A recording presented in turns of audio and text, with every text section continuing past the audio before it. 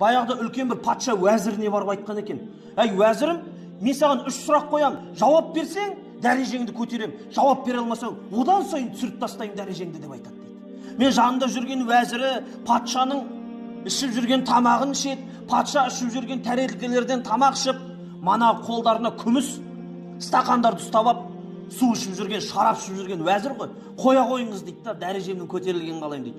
Міне 3 сұрақ дейді. 3 сұрақты қояды, жауап бере алмайды. Кітаптардан іздейді, қарайды, патшаға барып айтады: маған 1-2 күн беш, мен іздейін, қарайын, сосын жауап берейін дейді. Сөйтіп іздеп қарап жауап бермегеннен кейін соңғы күні не істейді? Мен бәрібір жауап бере алмаймын, патша бытысын шығаратын болды ғой, құрсын қашайын дейді қаладан.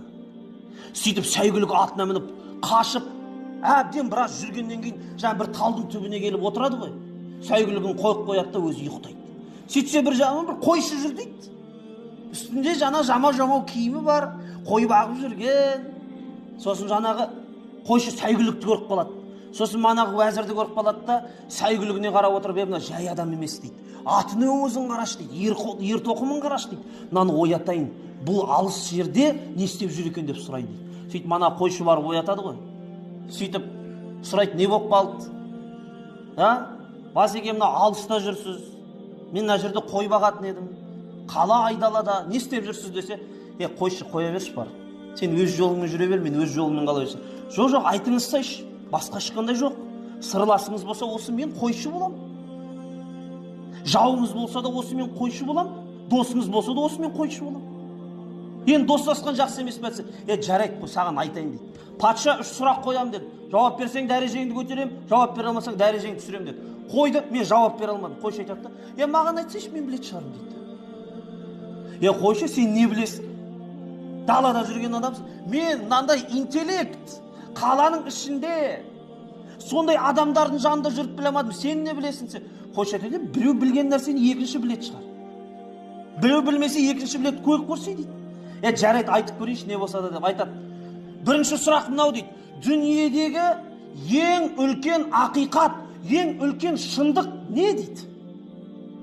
Қойшы тұрады да күліп: осыны да білмедіңіз бе? Осыған да жауап бере алмай қалдың ба? Дүниедегі ең үлкен ақиқат ол өлім.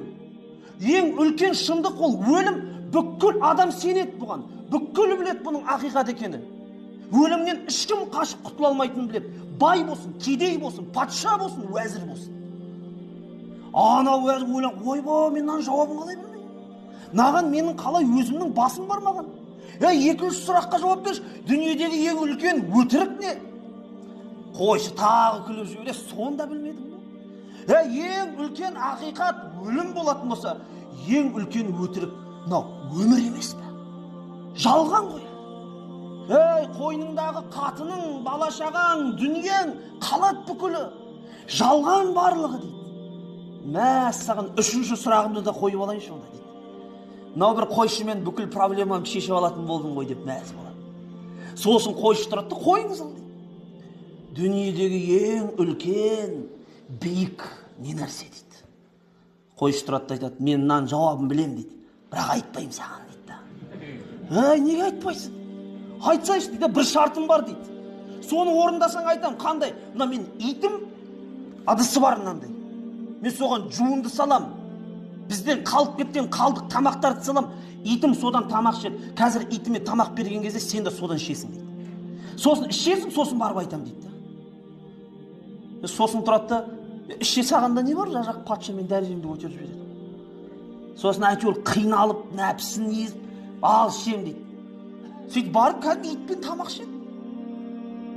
Сөйтіп ішіп болғаннан кейін: ал енді жауапты айт десе: дүниедегі ең үлкен биік нәрсе ол мақсат. Ол адамның мақсаты. Сен мынау мақсатыңа жету үшін сонау үлкен биік шыңнан төменге түсіп менің итіммен бірге тамақ ішіп жатсың. Алдыңа қойған мақсатың үшін осындай нәрсеге іске барып жатсың. Ең үлкен биік нәрсе ол адамның қойған мақсаты деп айтқан екен. Сол кезде манағы уәзір жауапты естіп кетіп қалады. Енді айтайын деген, қайсы адам мақсат қойды өз алдына? Иншалла мен жәннатқа барам. Иншалла мен Алланың разылығын табам. мен тақуалардан болам, күнәмді тастайым, түзелем, жөнделем, үлгі болам десе қашан басталады? Бізде мақсат жоқ қой. Біздің өміріміз міне тамақ ішіп, бала шағам киім кисе болды, өзім де тоқ болсам болды, сол болып кетті біздің мақсатымыз. Дальний фарды жақпаймыз, біз ближниймен жүріп қазір. Біз дальнийді жағып, алыс жерге көз жүгіртіп қарайтын уақыт келді негізінде асылында. Сол үшін біздің оянатын уақытымыз да келіп қалды. Бірақ біз асықпай тұрып жатырық та. Деп